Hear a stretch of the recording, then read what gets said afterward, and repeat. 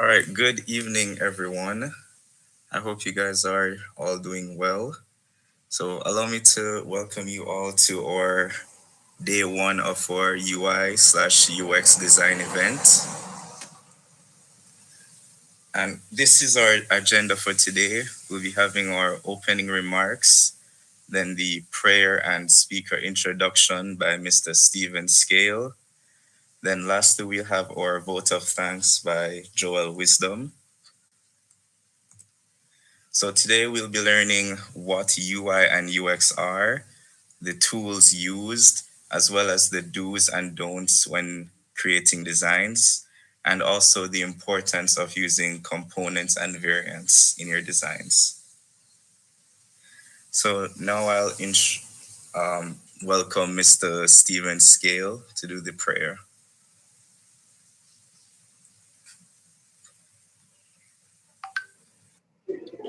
All right, let us pray. Almighty God, Heavenly Father, we thank you for another day that you have spared our lives and that you have enabled us to be of sound mind to come to a session like this to learn more, to develop ourselves so that we can contribute in a even better way to those whom we serve. We just ask that you will guide today's proceedings, that it will be educational, and that we will make a lot of it, and that we'll not just hear it, but we'll be able to use it. Dear Father, in Jesus' name we pray. Amen.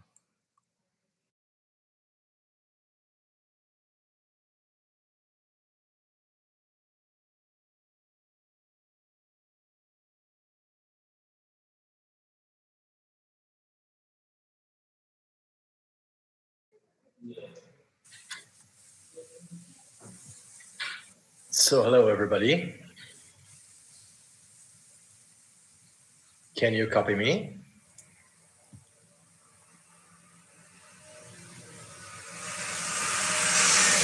All right, we can hear you. Okay, awesome. All right, before you start, so everyone, this is our speaker for today, Mr. Michael Dorka. He's actually a returning speaker, and he's currently the strategic design lead at the Bridge Social, and he's also a member of the Google Developer Experts program. So, on to you. Okay, thanks for having me. Thanks for inviting me and giving me a chance to talk a little bit about design today. Um, Besides being a GDE, I'm also one of the mentors for Google for Startups Accelerator. So in this role, where I accompany with Google a lot of startups from the Americas and also from Asia and Africa, um, I have like a role in which I give introductions to design and how to use design actually in a technology environment, right?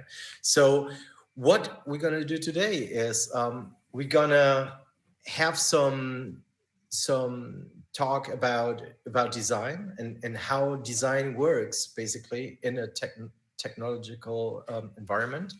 Um, Actually, I wanted to share screen. I see that I cannot do that. So that's going to be a little bit difficult, man. Um, because here on my side,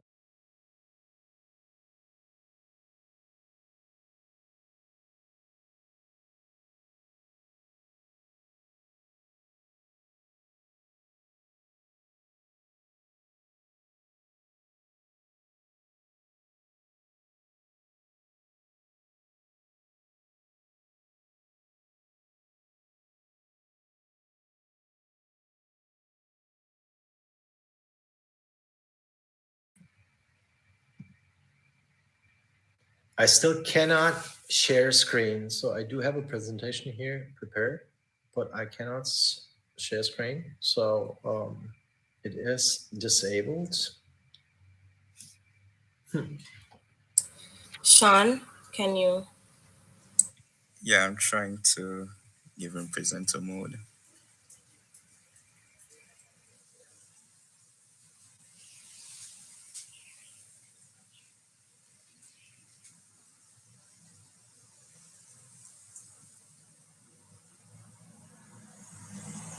So I am within presenter mode now, but I still cannot share screen. Okay, let So me stop sharing. now I can actually. Okay, Awesome. great. That was an easy one. So you can see my screen now. So what we're going to do now, as I mentioned before, we're going to talk a little bit about design. And before I actually kick off, because I'm going to talk about design in general, the role of design and the role of design ops, especially, I would like to know from the attendees if you know what DevOps are, or have you ever worked within a DevOps environment? Yes? No? Maybe? Just click it in here in the chat. So some says, yeah, I know of it. Somebody said no. Well, in any case, I give you a very, very short idea of what DevOps is. Obviously, it is development operations. This is something that within startups or tech companies is very, very common. We're going to go through it. And by talking a little bit about DevOps, I'm going to talk about design ops. And then we're going to see a practical example on a typical task within design ops and where it actually has to deal with the developers. So design ops, DevOps, that's the same thing? Not really. But the reason why we're going to talk about design and what we're going to learn in this presentation is actually that design is here to stay. And why is that, right? Because even though that obviously you need code and you need developers like you guys to create the digital product, there is no startup or tech company on this planet left that would say that they are not user-centered. And since user centricity and the empathy to the user is created through design, we figured out that design is something that is not just like an additional, like a plus, but it is essential actually to a startup. So when we say it is essential for a startup or for a tech company, right? We refer usually to growth, you know? Like the way a startup or the tech company is growing. And it is very, very important to understand that in the 20th century, in the very beginning, growth or the success of a company was based on Taylorism, right? So people were actually controlled. You have this very simple procedure in which time is taken from the workers, how much time do they work, and they got controlled. And then in the 80s and 90s, already in the 21st, Six Sigma started as a methodology to guarantee success for a company.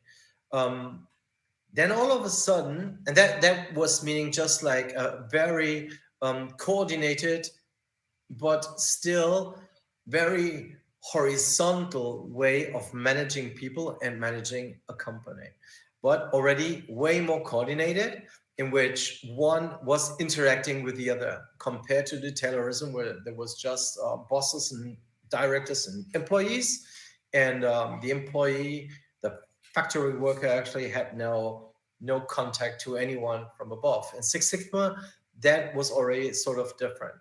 But then we figured out that there is something else, and that's even when I was started to work in tech and in design, because I'm originally a designer.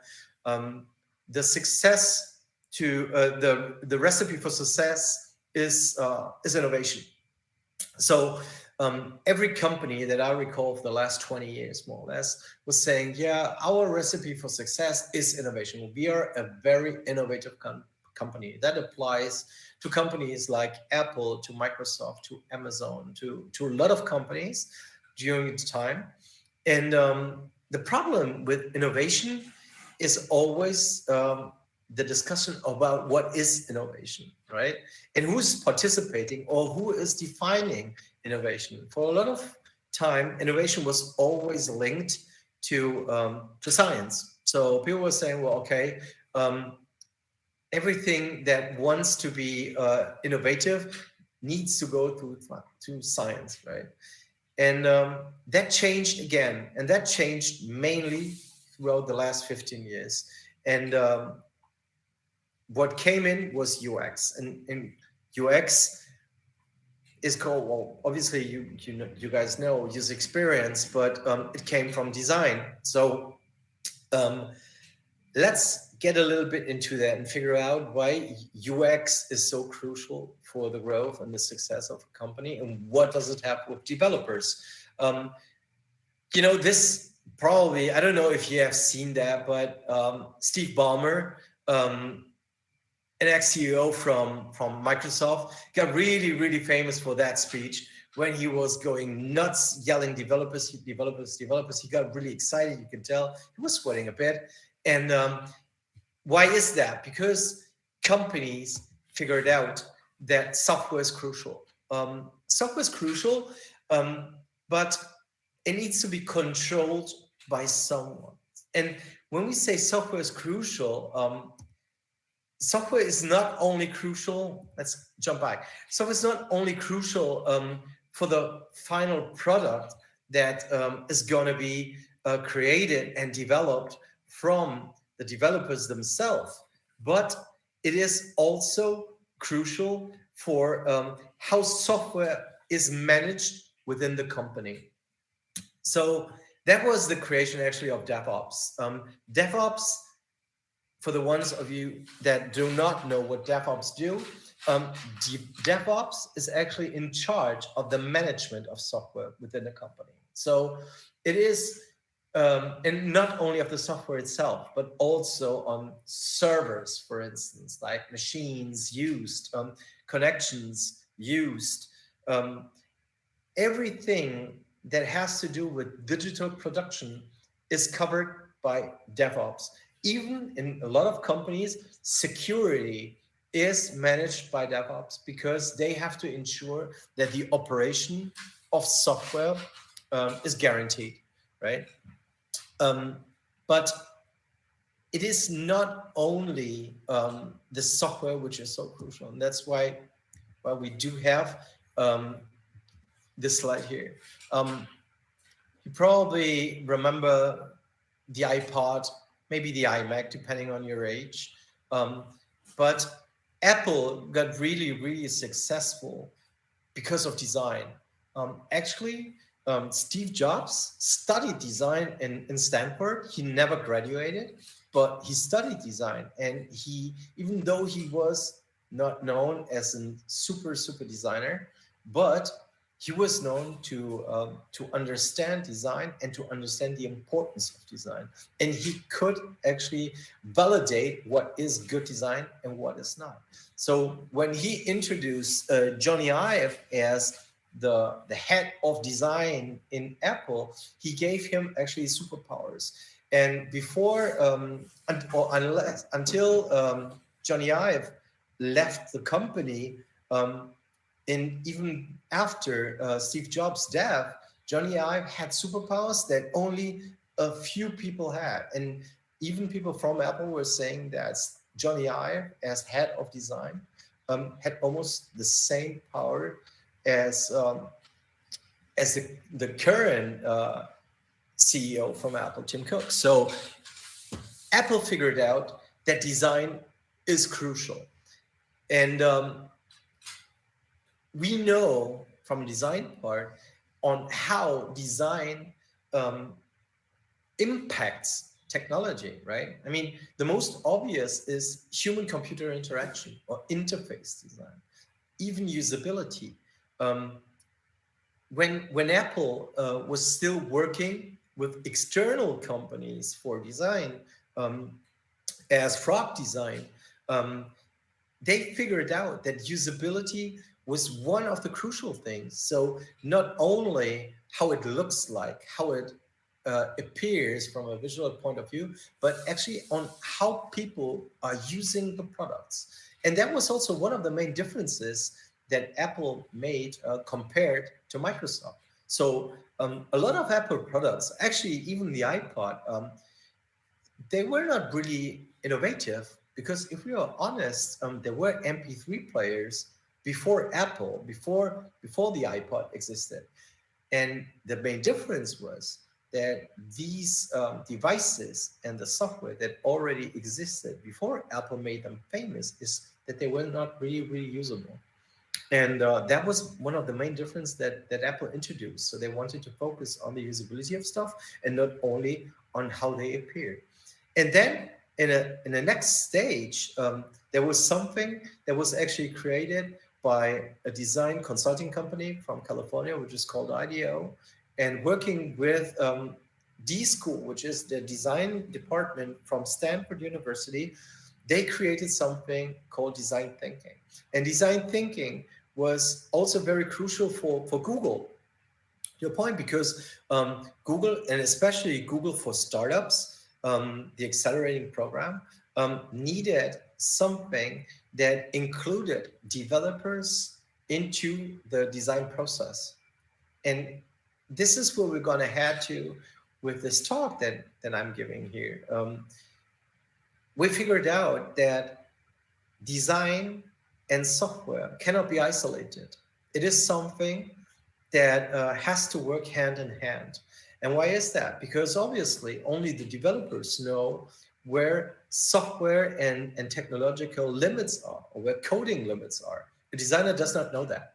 And on the other hand, the empathy that I mentioned, like the relation that design has to the users, estimating and validating usability is something that usually software developers do not care so much about. And for nature, not because of capabilities, it's because they focus on the code.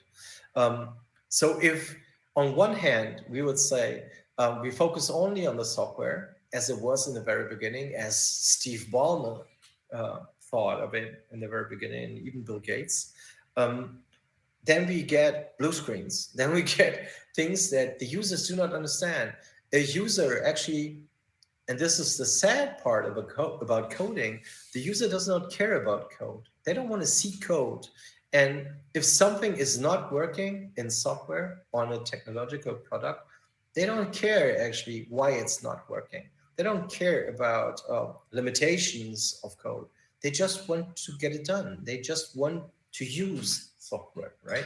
And on the other hand, if you would just focus on the design, would not make sense either, because obviously the designers can create amazingly beautiful and usable things that for common sense and with the empathy for the users would make sense for the users, but if they don't get coded, it would always remain in a prototype. So it makes no sense to think in silos. And that's why we talk about DevOps and we talk about design ops, because most of the time, these teams, which are core teams in a company, work hand in hand, and they have to take into account the other. So what is the problem now with design and understanding design, especially from a developer point of view? Design is very abstract, right? Designers usually imagine an outcome of something. They know what users want because of research that they do. So users tell them, we want this and that feature, or we have this and that pain point. We need this and that service. We don't care about how it gets done, but we know what our problem is. And designers listen to them. They talk to them. They do interviews. They research what's actually what exists in the market.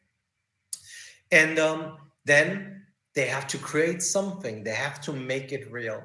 And when we say make it real, it has something to do with design, like transforming an abstract idea into something visual and then something that a user can interact. But obviously, it also has to do with code. But on the other hand, design needs to be coordinated. Someone could say, well, okay, if design needs to be coordinated, why not just having like a director or a head of design, a design manager, a design leader like Johnny Ive. And at the end, we figured out that that would not be a solution because, design is happening all the time. And design actually happens in a lot of areas. So it is not only design made within a design team, made from product designers, for instance. Design is also used in different stages of a company, on different departments of a company, and in different stages in product development. And since the company knows that design happens in different stages and in different departments, they know that it needs to be coordinated from a core team, exactly the same way as software and coding is also coordinated from a core team, which are the DevOps. So to ensure that the design is correctly applied in the different areas and the different departments, and on the other hand, it is coordinated with the developers, we create something which is called design ops. Here you see what would happen if something would not be coordinated, right? So you could, when you're working in a company, but also probably on campus in university, things get hectic when you get close to a publishment or a release date, right? So there is a date when the product needs to be released, and you can tell when coordination is missing, when everyone's getting hectic, everyone runs around screaming, and especially when people start blaming each other, say, no, it's your fault, you did not do your work. And you could hear that from all sides.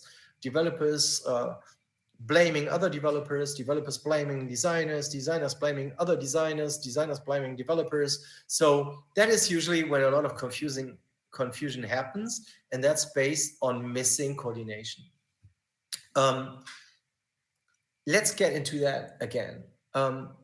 We said design is not a standalone event. So that the way you see it here, this hierarchies, right? This is how design was managed before. So you have a management, you have directors, CEOs, COOs, CTOs, and the whole C level of a company.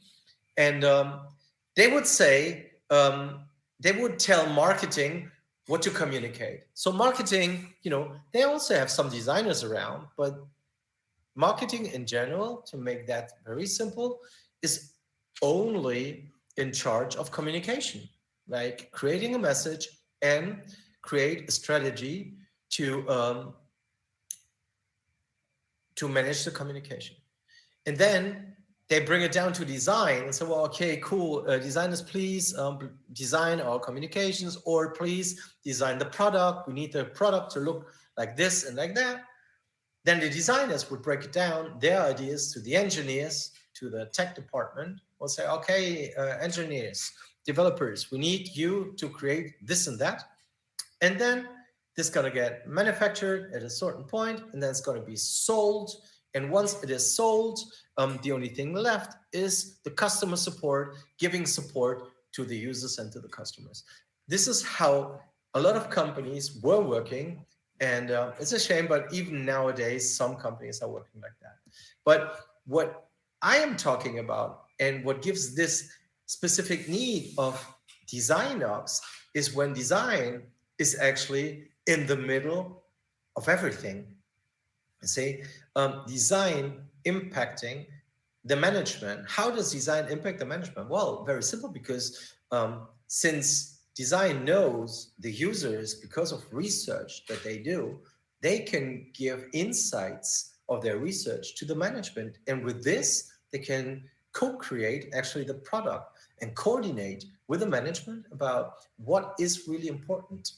Obviously, they impact marketing, so they form part of the communication, but they also include and impact the engineers, because as we said before, they work hand in hand. So they make sure that engineers are included and that the right design gets to the right people in the right moment on the engineer's side. Design impacts manufacturing because it creates these moments of processes where they would help to scheme out actually how these products should be created and manufactured. They impact sales without a doubt.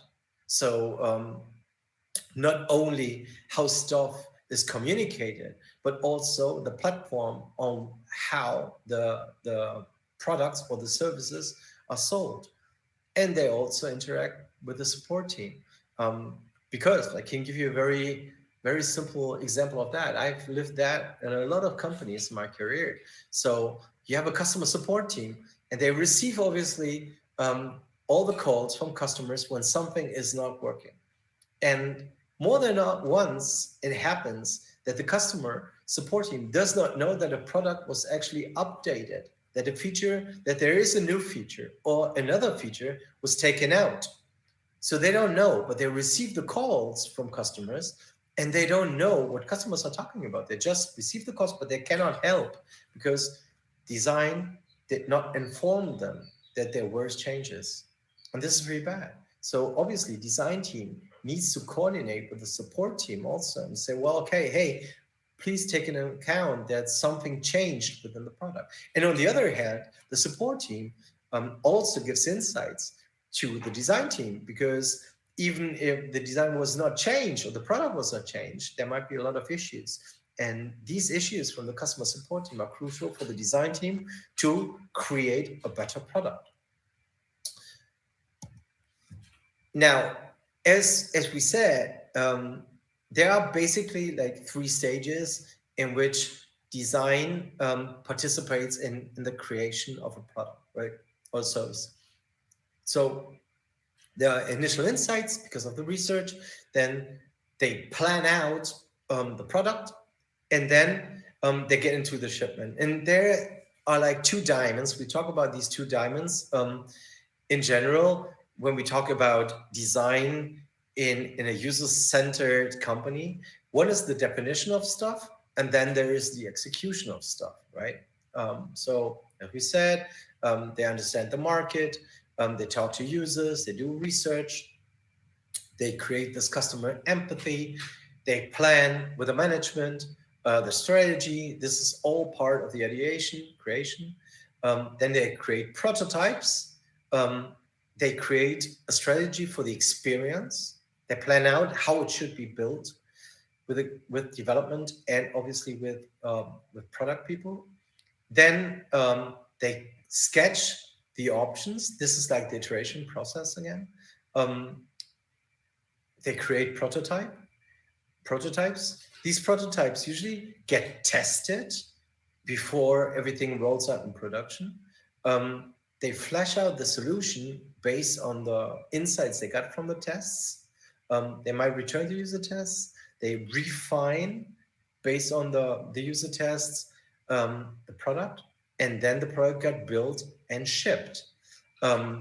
This is how we see the process in which design defines and executes for the last 10 years. But to be honest, it is not that very simple, because the execution takes part in a lot of areas. As we said before, there is design execution for management, for the customer support, for engineers, for marketing. There are all a lot of design executions happening, and there are a lot of outputs happening. And that's why we said we need like a core team, a core design team that is coordinating all these executions and overviewing all these executions. If you see DevOps working in a company, they do mainly the same for software. And that's why I said DevOps and Design Ops are working pretty much the same way, even though they are oriented on something very, very different. One team is oriented on software. The other one is orientated and responsible for the design, but they work pretty much the same way. The DevOps is a core-centered team which overviews all use of software within the company, and the design team all use of design. Um, we can sum that up very easily. Everything that you have in a tech company is based on three columns, and we can see it as a table. Product and service of the company is based on the business, on technology, and on design. And there is, to be honest, not one area more important than the other. As we said in the very beginning, without business, obviously, there is no business strategy for the product or for the service, and the company would fail. If there would be no technology, well, a digital product or service cannot be built. I mean, this is very obvious. And without design, user centricity is not given. So we miss out one thing, then we'll see that there is a big failure within the company. Is there any questions so far before we jump a little bit into a practice example? You can post the questions here in the chat if you want.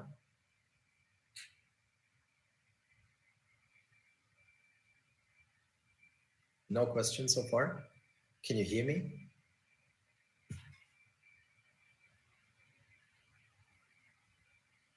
Yes, we're hearing you. Awesome. That's a good feedback. Because sometimes, obviously, when there are no questions, then sometimes I'm just getting scared that nobody's actually listening to me, especially if when we do these talks on remote, and sometimes I get like connectivity issues. But cool. So There's a question in the chat though. I do see that there are two questions. So what is the user experience really? It is literally the user experience. Everything that a user experiences using a product or a service. So and that's why I have such a big issue with the term of user experience, because it seems like that the only one responsible for user experience is the design team, and that's not true. Actually, everyone in the company is responsible for user experience. I mean, again, if the design team designs something awesomely nice, but it cannot be really coded, then experience is going to be really bad. So user experience relies also on coding. And let's say if a product is too expensive because of wrong decisions within the business sector, then nobody's going to buy the product. So the user experience is also related directly to the business. So this is what user experience is all about. So how big is the design market for engineering type jobs? It's huge. It's huge because there is no digital product on planet Earth that can be built without the engineer. So anything that needs design for a digital product or service needs a developer. So that's why they're huge. There are a lot of projects internationally, and I can tell you that. For instance, I am German. I worked and lived in California quite a while for big companies, working with Google as an external consultant also. But I'm living here in Argentina, and I'm actually working with a very nice and small design team of Jamaica, and responsible for a product that you might have heard of, which is called Link. So there are millions of jobs on planet Earth for engineers working with designers creating these digital products. How much do companies consider accessibility in design, such people who are colorblind? That's a very good point. Actually, depending on the culture, these are more considered than others. You know, like for instance, in this case now for Link, the design team in Jamaica is working with an association of the blind to make sure that this application link can also be used seamlessly from blind people or people with seeing disabilities who have issues of seeing stuff. So there should not be any doubts that actually accessibility needs to be core in user experience. Otherwise, user experience will be bad. Understand that usually disabilities might be a smaller part of a society, but still, we don't want to leave anyone behind. So, what is very important in design for accessibility is an approach which is called universal design, which means basically that everyone needs to be integrated. Um, User experience is basically customer feedback. Um, yes and no, because not necessarily someone has an experience and can give feedback.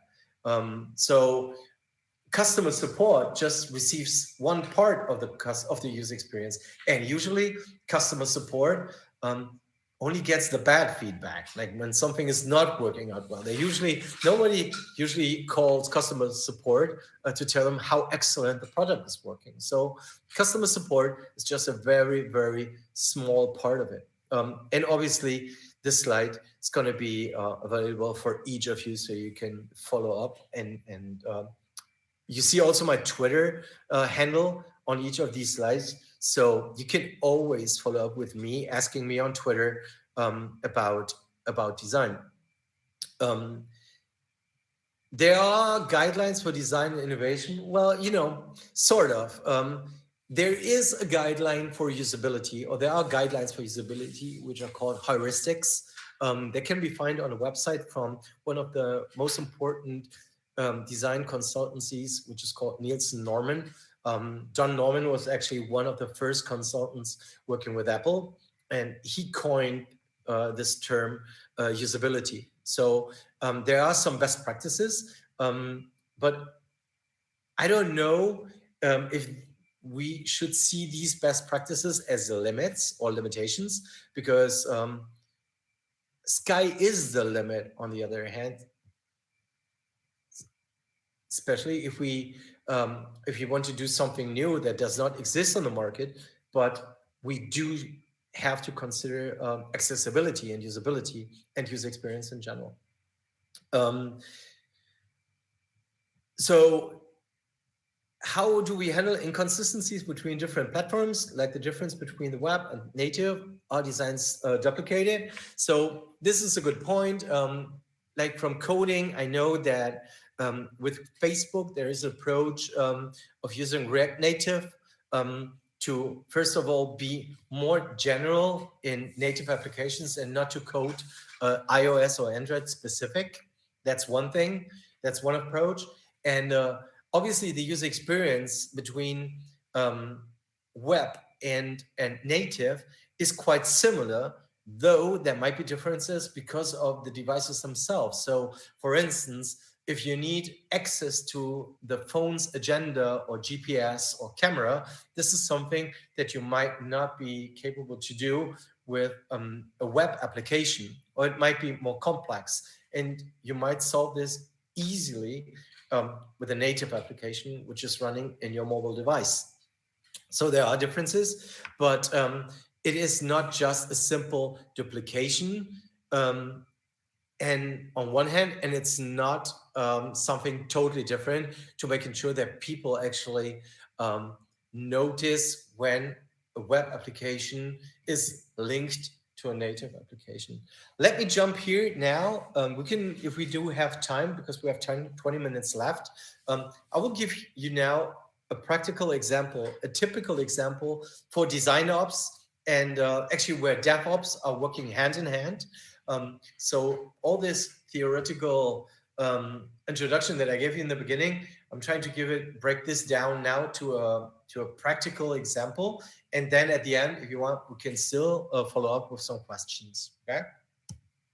So here you see a typical design process within a tech company, right? So there are like some briefings, there is a research path, as we mentioned before.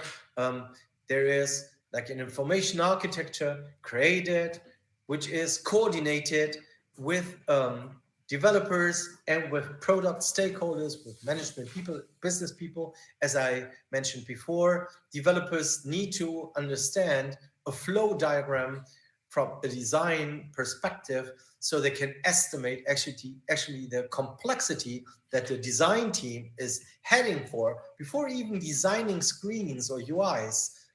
So a lot of designers, and I'm included in that, we start actually creating flow diagrams before we start designing screens, because we can define how the user experience is already looking on how a user flow is working.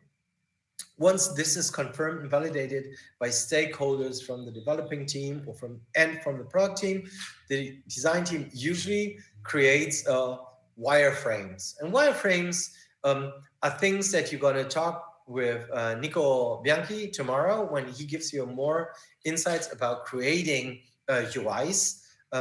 But we could say wireframes are the designs on lowest fidelity level. So very, very basic designs that explains how users would interact on each screen within a user flow. Again, this is going to be coordinated with developers and with product people or with business people. Remember the table that I mentioned before? Here you see already within a design process how this is coordinated with other stakeholders, because otherwise every design would actually fail if they would not match the business strategy envisioned by the business team, and if it would not be estimated by developers to understand if they can actually code the design ideas. Let's get a little bit more into focus now. Once wireframes are created, usually these confirmed designs will be translated into high fidelity designs and high fidelity UI elements. So I don't know if you heard about atomic design, but you probably heard about design systems. And if you did not, you all know a very, very famous design system with this, which is material design from Google. If you look up for material design in Google in your web browser, you will find a huge repository of UI elements, from very small things as icons and the use of typography, throughout other UI elements like drop-down menus and cards and so on and so forth. And obviously to the more complex things like whole screen designs, right? But what they all have in common is they live within a design repository. You see here my Figma file right next to the design library. Design library or repository is the same thing.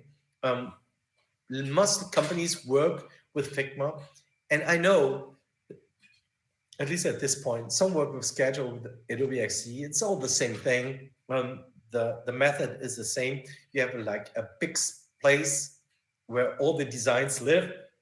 This is your library. And I know that, again, Nico is going to show you tomorrow on how these UI components can be integrated into a design library. Then using these UI elements from the library, the screen design is created, probably also within a Figma file. And this screen design is going to be delivered to product, but most important, to developer stakeholders, like to the engineers, right? So they see the designs and they start to code, and they code a demo usually. And that doesn't really matter if this would be like a web demo or a native application demo. They code the demo. And now something happens or has to happen, which is really, really important. And since it is so important, this is something which is always coordinated by a design ops team,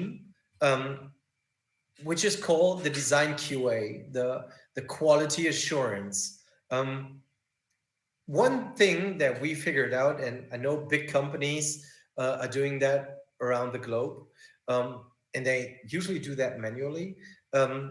They do a manual design QA, and developers in this case, they create screenshots of their demo, right? They use like their computer, their machines to create these screen captures, and they would just simply paste them into the QA design file. So that QA design file is a Figma file, which is created for QA purpose only.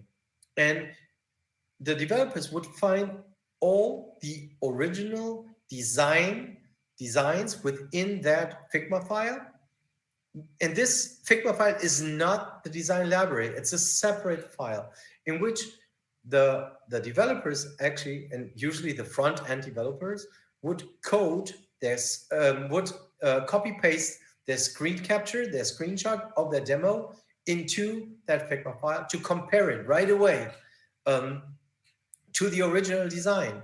Because on one hand, the design team takes a lot of effort to create beautiful designs, but it would not make sense if these would not be reflected in code. And on the other hand, the developers are coding and they focus on the quality of the code and not necessarily while coding so much on the design. So they need a place where they can actually compare the original designs with their demo. And that's why we create these QA design files. So most often what happens is that the demo designs do not 100% match with the original designs created by the design team. So they need to be iterated. So they're going to be recoded. And when they are recoded, they jump again from the demo into screen captures, and the new iterated coded design from the front end developers will be copy pasted in the QA design file. And again, the front end developer will compare his or her coded demo designs with the original designs from the design team. And the design team will support that and will also look on these screen captures to figure out if there are any mismatches. If there are no mismatches anymore, they get obviously approved by the design team. And then the whole demo runs into the functional QA, which is run again by developers. So you see, on one hand, we have the developers creating code, but designers validating the result of the coding to make sure that these coded front-end designs match with the original designs. And then at the end, this runs again into functional QA, where then development leaders within the company will actually assure that the quality of the code is as it is supposed and how it is aligned with the rest of the company. And this is, I think, a very, very good example of how design and development actually works hand in hand. This is one of the practical examples. And this is one for me as a designer and a design lead within a company, always very, very crucial. Is there any question about this example now, or in general about matching design with code? Because we do have 10 minutes left, and I would love to use these 10 minutes now for questions about the practical example that I gave, but you could also obviously ask a general question. Yes, is there usually a one-on-one comparison? When you say one-on-one, Nathan, do you mean a one-on-one like person comparison where the developer and the designer, they both look on the design? Or do you mean a one-on-one comparison from the demo,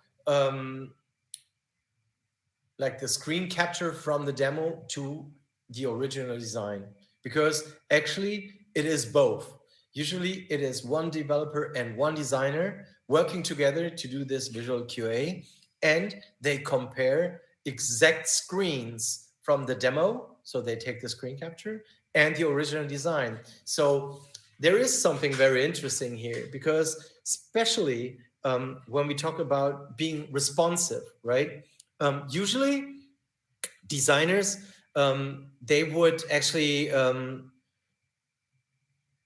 respect at least three resolution. One would be mobile, the other one would be tablet as breaking points, and the other one would be probably desktop. There are some in-between resolutions also, but what is important that within the design QA, all these resolutions get compared.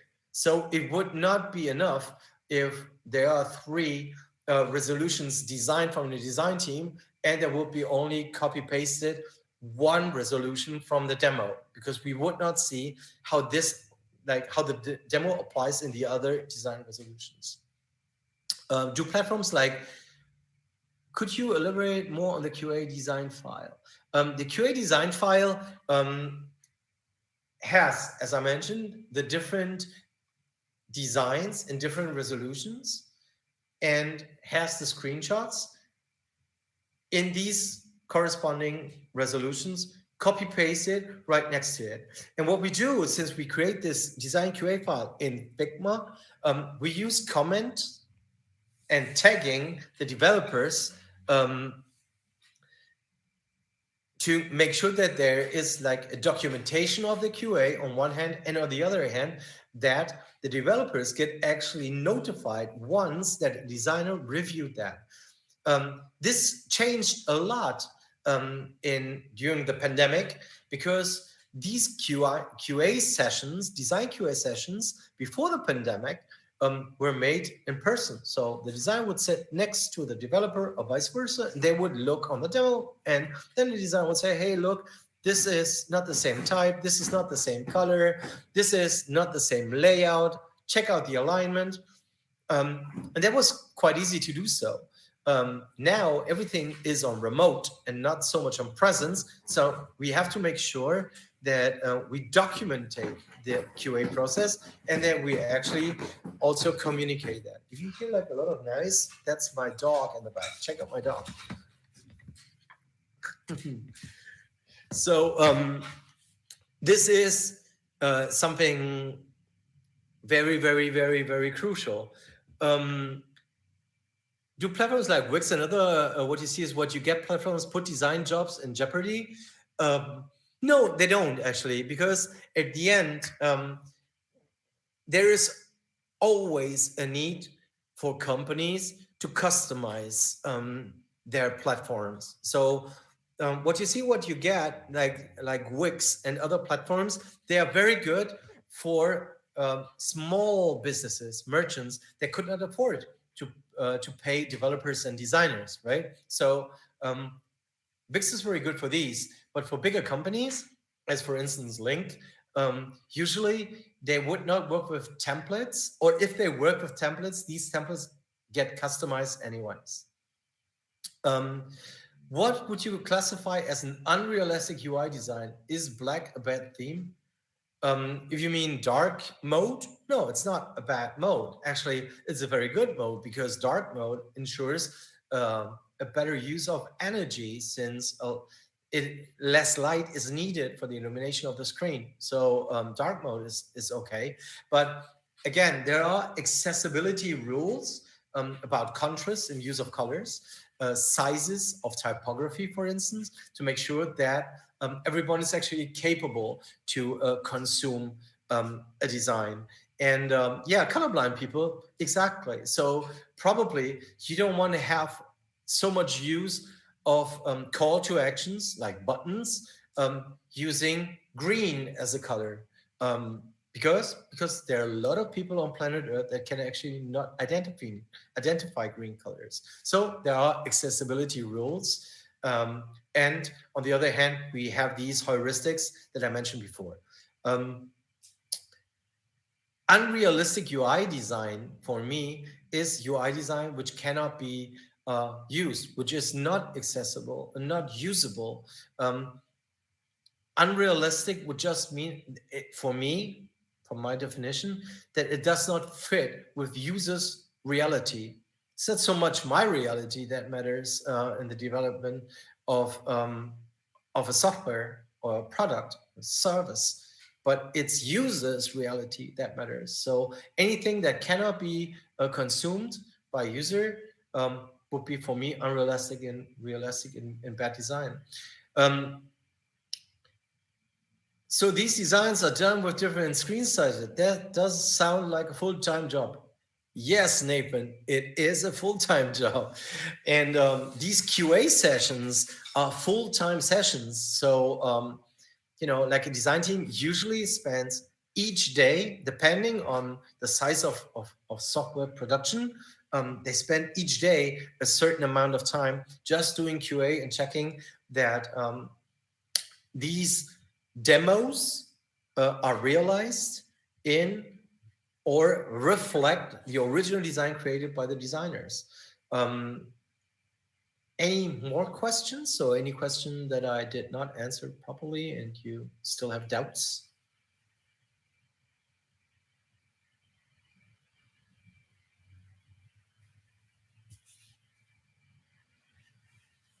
Same time tomorrow. So tomorrow you will talk to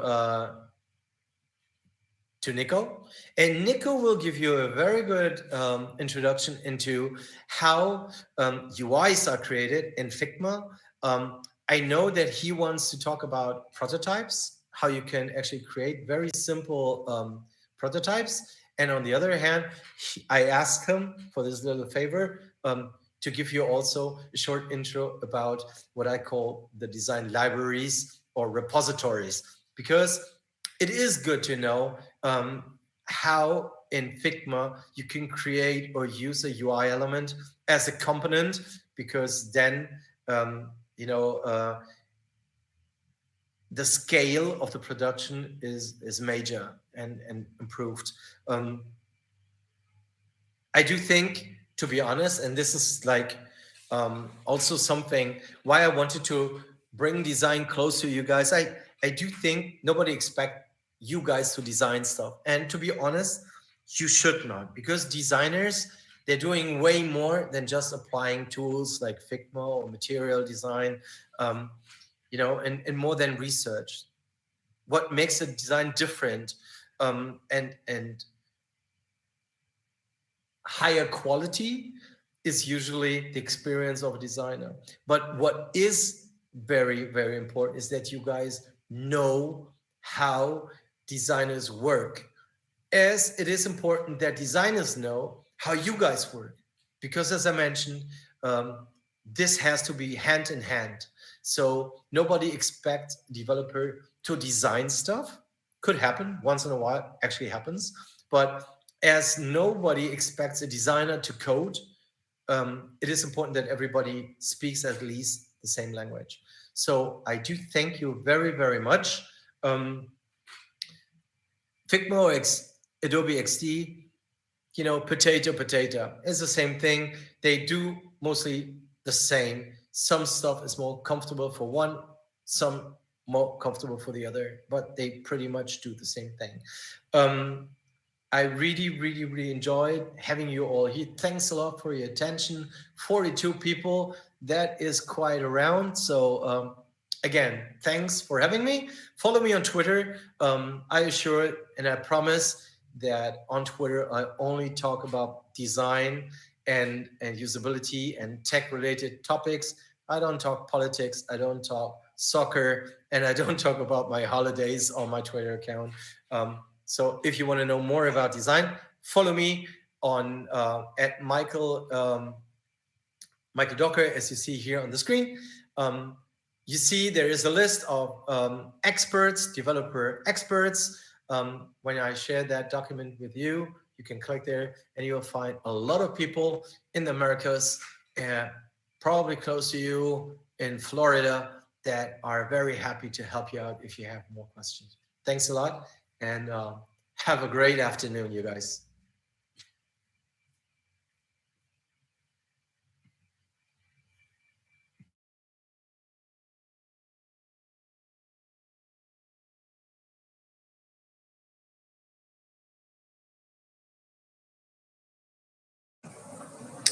Okay, thank you very much, Mr. Dorka. I'm going to invite Joel now to give the vote of thanks. All right, hey, so good afternoon, everyone, or good day. Everybody hearing me? You guys can hear me fine? All right, so I can tell by the questions in the chat and like the participants, they stuck around. No, I learned something definitely, that UX is more than just like, I always thought UX and UI was just like secluded, and it really plays a part in every experience that you deliver to the customer. And I learned a lot about that today. So I know you guys did too. And so on behalf of the club, the executives, all the participants, and anyone who just joined to know more about UX, to learn more, I'd like to thank Mr. Dorka for taking time out and coming to really provide us with some information on this topic. So thank you, sir. And yeah, thank you guys for coming.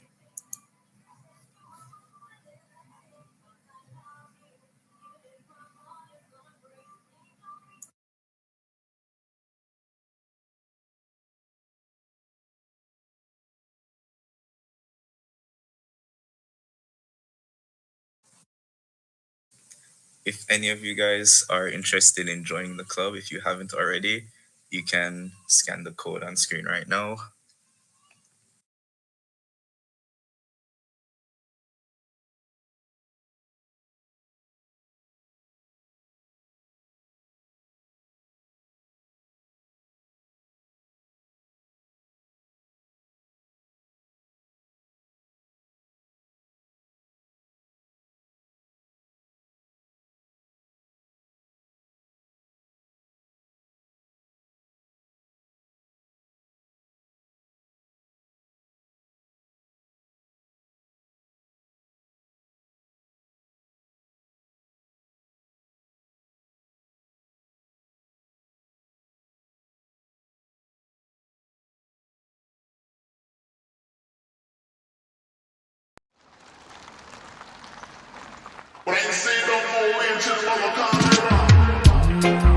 And it's a protege, eh? Yeah. Chronics are where you stay, eh? Yeah.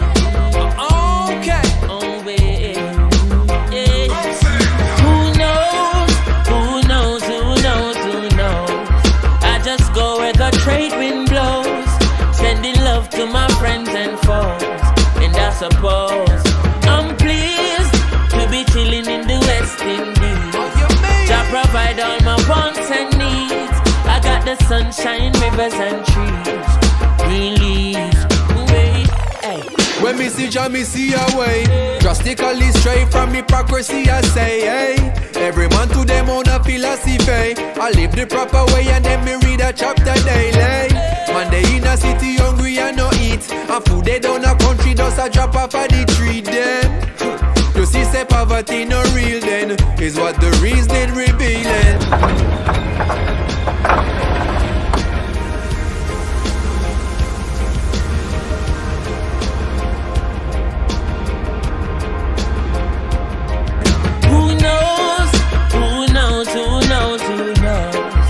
Just go where the trade wind blows, sending love to my friends and foes. Hello. And I suppose